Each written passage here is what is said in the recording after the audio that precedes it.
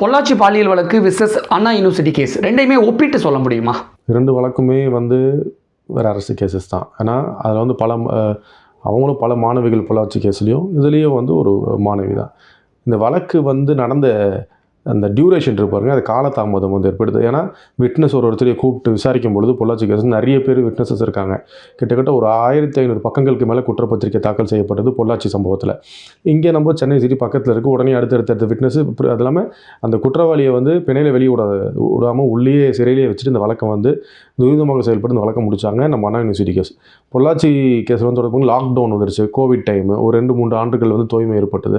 ஏன்னா வழக்கு விசாரணைக்கு நேரில் கொண்டு குற்றவாளிகளை ஆஜர்படுத்த முடியாது. ஏன்னா தொடர்ந்து நம்ம மொத்த உலகமே ஒரு பேண்டமிக் சுச்சுவேஷன் இருந்தோம் இந்த கோவிட் டைமில். அதெல்லாம் அனைவரும் அறிந்தது. ஸோ இந்த மாதிரி இந்த டைம் டிலேனால தான் கொஞ்சம் அந்த வழக்கு தோய்மை ஏற்பட்டது. இல்லைன்னா அந்த வழக்கும் இந்த வழக்கு போல் சீக்கிரமாக முடிச்சு வைக்கப்படுது. பொள்ளாச்சி பாலியல் வழக்கில் சம்மந்தப்பட்ட குற்றவாளிகளுக்கும் அண்ணா யூனிவர்சிட்டி கேஸில் சம்மந்தப்பட்ட குற்றவாளி ஞானசேகருக்கும் அந்த 2 வழக்குகளும் சம்மந்தப்பட்ட குற்றவாளிகளுக்குள் இருக்கக்கூடிய ஒற்றுமை என்ன அப்படின்னு சொல்லிட முடியுமா? ஒரு குற்றவாளிகளும் ஒரு டிசைனில் இருப்பாங்க. இந்த குற்றவாளியோட எண்ணங்கள் எல்லாம் வேறு மாதிரி இருக்கும், அவங்களுக்கு அந்த மாதிரி இருக்கும்.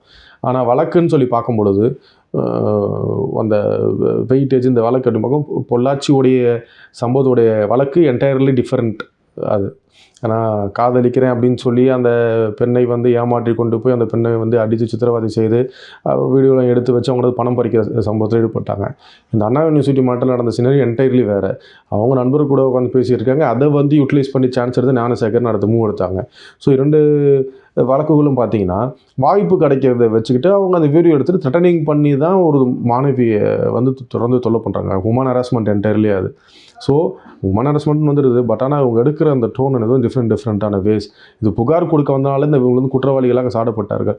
புகார் கொடுக்காத இருந்தாங்கன்னா இவங்க குற்றவாளிகள் இல்லாமல் மக்களோடு மக்களாக உழவை கொண்டு மீதமுள்ள பெண்களையும் இந்த மாதிரி கொடுமைப்படுத்திருக்காங்க. அதிகம் வாய்ப்பு. 2 வழக்குகளுமே குற்றவாளிகள் ஈவு இறக்கமற்ற காட்டு மிராண்டிகள் அப்படிங்கிற ஒரு முடிவுக்கு நம்ம வந்துடலாமா? கண்டிப்பாக. அதனால தான் நீதிமன்றம் அவர்களுக்கான இதுவும் அதிகபட்சமான தண்டனையை கொடுக்குறாங்க.